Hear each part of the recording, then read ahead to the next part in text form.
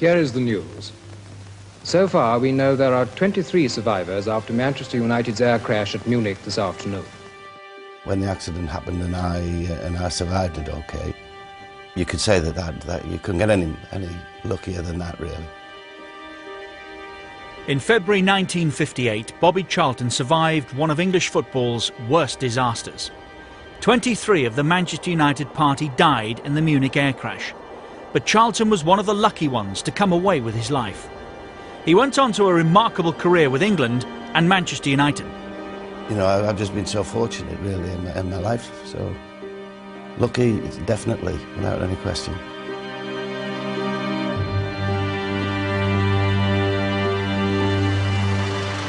Now in his 70s, Bobby Charlton can look back on a life that has overcome tragedy and embraced enormous success. He was top scorer for England with 49 goals and for Manchester United with 249.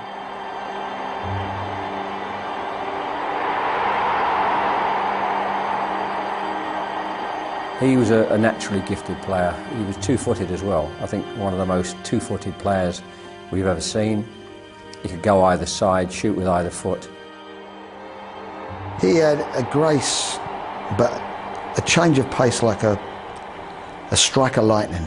You know, both change of pace and from his boots. I mean, the power in his shooting was immense. There are race horses and there are thoroughbreds and there are derby winners, and Bobby was right up there. He was a beautiful player. He was a lovely striker of the ball. I mean, 30 yarders into the roof of the net. I mean, I couldn't even reach the goal from 18 yards. Such a great way with football that you've got to say, can it be? Well, yes, it can. It all started in Ashington, a small mining town in the northeast of England, in October 1937. Bobby was the younger brother of Jackie Charlton, who would go on to play professional football with Leeds and England. It was a family that had football in their blood. My mother was a Milburn, and the Milburns were four brothers that actually went to play as professional footballers. My second cousin, which is my mother's cousin, Jackie Milburn, played for Newcastle, so, you know, we were a football family. Then my brother Jack and myself went into the professional game and took it from there, but it was really, there was nothing else in life that didn't appear to me except football. Playing for England's schoolboys, Bobby scored 2 goals and was spotted by Joe Armstrong, who took him to Manchester United. Here he was taken under the wing of Jimmy Murphy and Matt Busby. Together, they were building one of the football phenomena of the 20th century, the Busby Babes.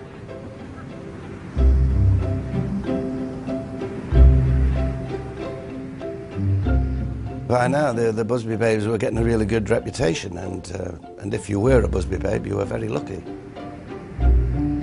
When Matt Busby started playing young players, there was a great sympathy, you know, and a great feeling for Manchester United, you know, that this was something daring, you know. Playing 16 and 17-year-old players in the First Division was unheard of. I felt we had reached a stage when I could nearly have sat in my office for about 10 years and just went out and saw the match. They had reached that stage of experience, power, skill and everything else. At the same time as completing his military service, the young Bobby Charlton was working his way through the Manchester United youth teams. Then one day, he got a tap on the shoulder from Matt Busby. So Matt came in and he said he wanted to see me in his room, and I went upstairs, and there's only 2 things it could be for. You're in trouble for some reason or other, or he was going to pick you. And he says, well, I'm going to play you tomorrow in the first team. You just dream of things like that. It's everything I ever wanted to be, a footballer. Bobby made 14 appearances in his first season and qualified for a championship medal. And he settled into life with the Stars at Old Trafford, scoring goals and losing to his teammates at poker. He was the worst poker player ever I've seen in my life. Now, I mean this sincerely, because we played cards. Bobby was known as Happy Harry, and truly, Bobby, the young Bobby Charlton, would join the poker school. And the first thing he would do, I repeat, he would put his money on the table, and he would, excuse me laughing, I can see it now, when I lose this, I'm not writing any cheques this week. That's before the game started. He was a terrible poker player, he was. But the innocent days of the Busby Babes were short-lived. Matt Busby had taken United into a pioneering tournament, the European Cup. So in February 1958, the team had overcome Red Star Belgrade and were through to the semi-finals. En route to Manchester, the plane stopped in Munich to refuel. And there at Munich Airport, the event that was to change Bobby Charlton and Manchester United forever. We were all together that day. We were a team. Kenny Morgans, myself, Big Mark, Liam Whelan, genius Dennis Violet. We had to get onto the aeroplane, and then there was some technical reason why we couldn't go, and then we had to come back into the terminal again. And this happened twice, I think. But it was decided, you know, that they would take off, and we were all quite pleased about it. At last, we were on our way, and we were going to be in Manchester in a few hours. And of course, it never happened.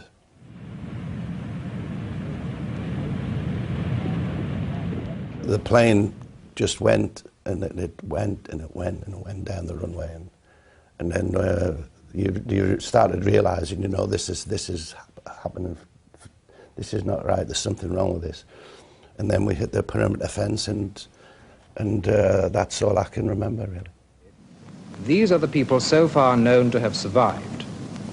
Of the Manchester United party, Matt Busby, manager, and the following players: Greg, Wood.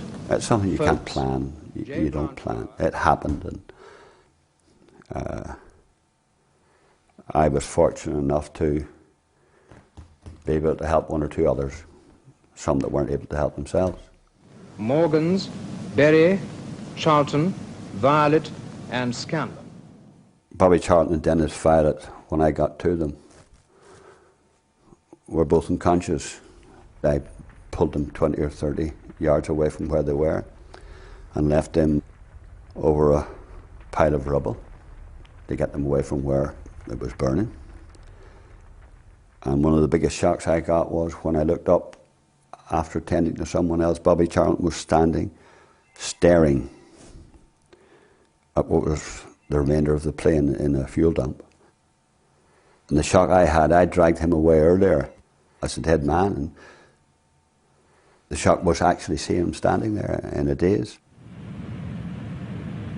What Harry Gregg did in the accident, you know, was marvellous. You know, I can't believe what he did. It was just terrific, you know, the bravery that he had. Going back, I don't know if I could have ever done that, really. Back in Manchester, the city was in shock.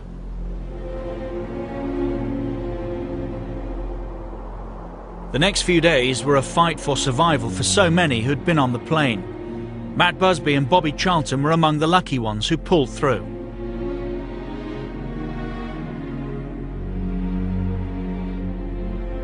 I'd like to say a few words to my mother. I hope she's okay. Yes. And taking it well. Look at her while you're doing it. She hasn't been down to see me, you know, but it's been a long way and I'm all right. I know. If I'd have been a bit worse off, like some of the others. Archie Ledbrook, old Tom Curry, the trainer, Walter Crickman, the secretary, they all died. It was just an unbelievable tragedy. From the heights of euphoria, you know, we qualified for the semi-final of the European Cup. It was just sensational, and then for it all to just be, it just collapsed, really, and the club was never really the same again. You know. As Charlton spent time with his family, Manchester United struggled on with players who had survived and players they borrowed. Bobby came to see them beat Sheffield Wednesday in the FA Cup and decided he was fit to rejoin his team. Incredibly, a depleted Manchester United got to the FA Cup final that year, but Bolton Wanderers were in no mood for sympathy, beating them 2-0 at Wembley.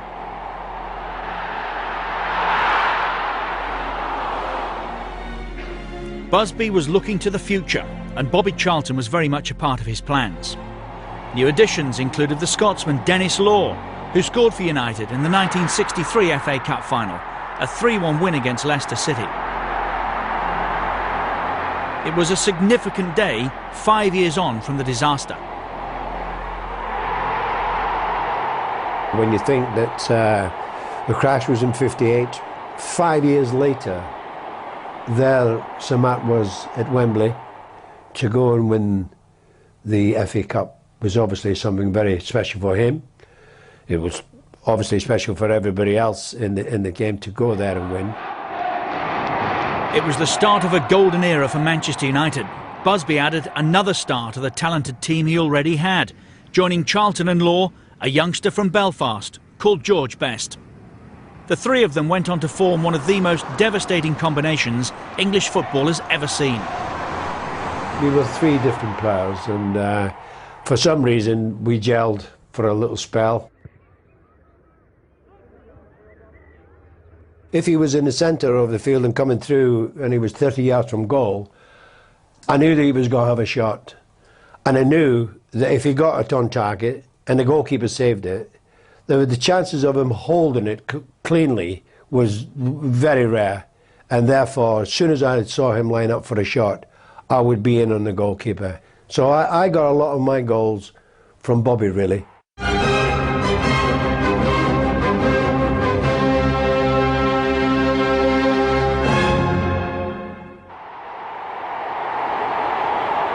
I used to think sometimes, you know, if I was a Man United supporter, it must be great going down to Old Trafford just at this particular time. The fans had to go down because they were afraid that they might just miss that one game where George Best was absolutely sensational, or where Dennis Law had sparks seemed to fly wherever he was going, and it was so exciting. And I scored a few goals as well from different distances, you know, and between us all, you know, it must have been really exciting if you were a fan to actually go and watch it. And whenever anybody mentions the best little child, you get a little buzz, you know. I think, you know, that was great. But spare a thought for those who had to play against Bobby Charlton. It was a tough task. He could really hurt you.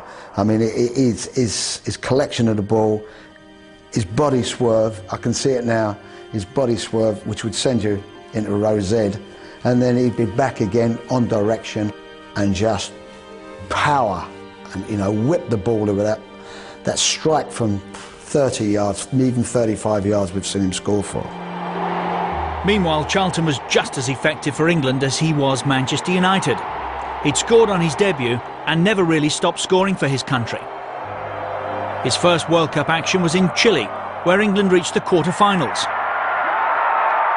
With home advantage due in 1966, the prospects looked good. Alf Ramsey took charge, and he said we will win the World Cup in 1966 because he could see the players that were starting to come through into the team. You know, Jimmy Greaves, Bobby Moore, and Gordon Banks was the best goalkeeper in the world then, and he realised, you know, that it would be a good team that was going to beat us. Under Alf Ramsey, England had time to build, and with a hugely talented set of players to work with, expectations were high. And there was home advantage. England would play all their games at Wembley, and the nation was behind them. After a tentative start, a goal by Charlton really got England's challenge going. Well, I think one of the most notable moments, I guess, which helped relax the team was the fantastic goal he scored against Mexico. Bobby came out with this goal where he beat a couple of people and hit it with his right foot, you know, and an absolute screamer in the top corner of the net. It was Geoff Hurst who got the crucial goal in a bruising encounter with Argentina. It wasn't particularly pretty, but England were in the semi-finals of the World Cup. Leading up to the semi-final, we'd worked our way into that position. We hadn't played particularly great. What made that semi-final special was it was such a cracking game. You know, we played against Portugal, who are a team that let you play. Letting England play was surely a mistake. They gave Bobby Charlton the space to destroy them.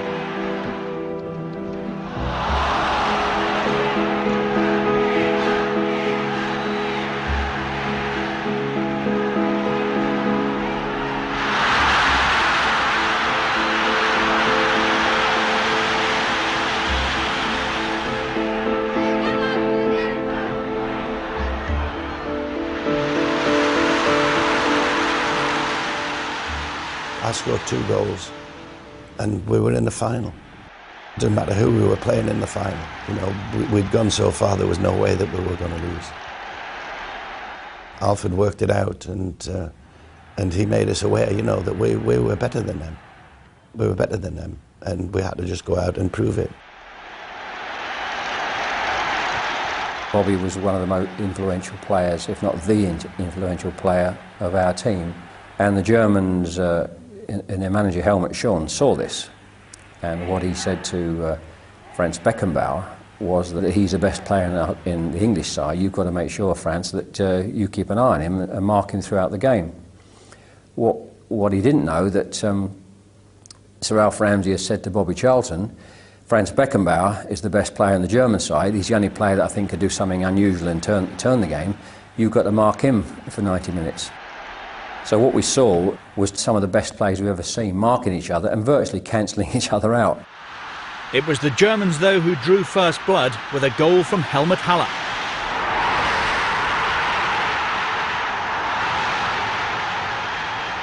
Even when they scored the first goal, I don't think there was any great panic. We thought, no, we'll still go on, and sure enough.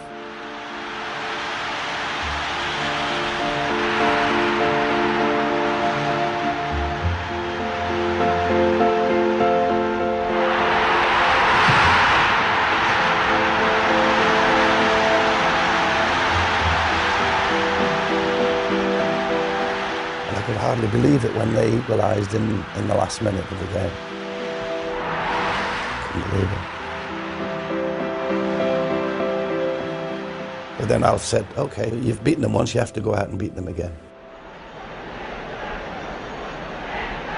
The goal that Geoff Hurst scored, which was the 3rd goal, which goes down maybe as the most controversial goal that's ever been scored in the history of the World Cup. It'll always be shown because it's still it's very indecisive. It doesn't actually show you whether it went across the line.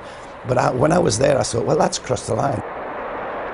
And I was really upset because the linesman had his flag up, and I thought, well, the linesman's just going to disallow it.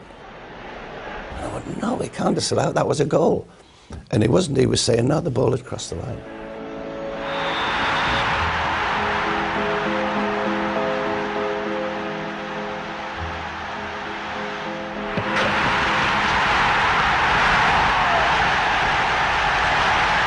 When the final whistle went, I said to our Jack, I said, well, and he said, what about that kid, you know, what about that? I said, well, our lives will never be the same again. It's just such a monumental thing that we've done. It'll never be the same again, really. And that's been the fact. So the Charlton brothers went back home to Ashington as 1966 world champions, and the following season, Bobby also helped Manchester United to another league title. That meant that United and Matt Busby had another shot at the trophy they wanted more than any other, the European Cup. There was a difficult semi-final against Real Madrid, and by half-time in the Santiago Bernabeu stadium, things weren't looking good. We were winning 1-0 when we arrived, and we unfortunately played badly the first half. Second half, we just found something, and we scored 2 goals. We scored 2 goals, and instead of just being equal to them, we were in the lead, and it was the most emotional match maybe I've ever played in. And there was more emotion in store for Manchester United in a European Cup final against Benfica at Wembley. Well, there was a lot of emotion because of Munich, obviously, that we actually got to the final. And we had a really tough game. It was physically tough, it was humid. Many felt it was Bobby Charlton who made the difference, with a little help from his teammates. The first one, he had the easiest job in the world, of course, because I crossed the ball for him, and he didn't have really anything else to do but to knock it in the back of the net. On 79 minutes, Graça equalised for the Portuguese, and once again it was extra time for Charlton at Wembley. We went into extra time and they collapsed. Benfica collapsed in extra time.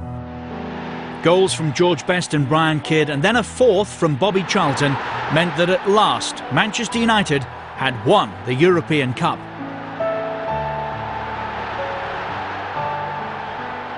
to go there and then lift the European Cup 10 years after Munich was just something just special. And of course there was a great emotion for Matt Busby because of the accident. It was his players that had died, and here was a new set of lads, and Manchester United was going to be all right, and it was a really lovely night, that. The International Team Trophy for the Team Performance of the Year, presented to you tonight by your brother, Jackie.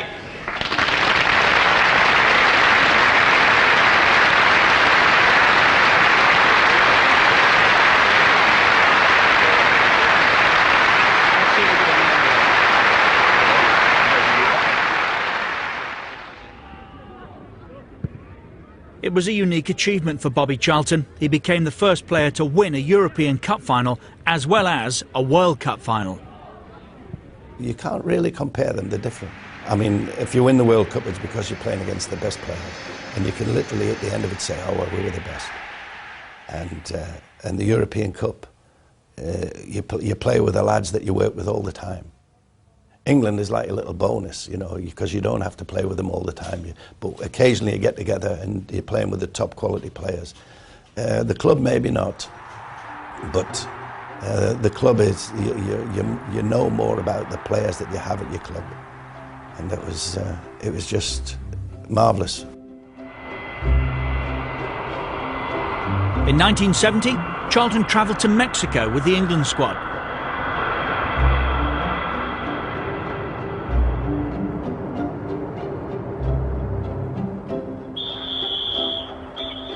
But the defence of the World Cup title ended as he was substituted against Germany. It was revenge for 1966 as Germany overhauled a 2-0 lead to win 3-2.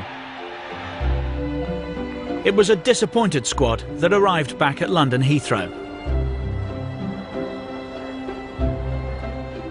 It was just circumstances, you know, the ball just seemed to fall right for them at the time that mattered, and it didn't fall right for us. We didn't make any real mistakes as far as I was concerned. They didn't improve the play when they got behind. It just happened, you know, these things happen. Bobby Charlton played on for his club until 1973, by which time he'd played 758 times, scoring 249 goals. He was one of the greatest players we've ever produced. And I think scoring 49 goals in 106 games for England at the top level of world football is fantastic. I think people don't seem to recognise, in many respects, the fact that he scored 1 goal in 2 games at top level. After football, it did take some time before Bobby found the best role for him. He was player-manager at Preston North End for a while, and then he was involved in a number of initiatives which revolved around coaching football. Eventually, though, Charlton joined the board of directors at Old Trafford, and once again the combination of Bobby Charlton and Manchester United brought familiar success. You can't go anywhere in the world without talking about Manchester and Bobby Charlton. They just go hand in hand. They were just made for one another, and he certainly upholds everything that's good about Manchester United now in his position as director. Hard to believe that terrible poker player has become one of the top diplomats in football. Happy Harry Bobby Charlton, the worst poker player ever I've seen in my life. Happy Harry, though, became Sir Bobby Charlton, a British sporting icon and ambassador. I still love the game and I want to watch it, and the big events, the big games, the good players. I'm like everybody else, I'm more of a football fan now. Welcoming of anything to do with the history of Manchester United. He asked Nobby Stiles and myself if we would go and talk to the first team and have a little word with them about the history of the club, you know. It's the history of each club. We could say what they want about Barcelona, Real Madrid. Nothing will ever compare with the history of Manchester United.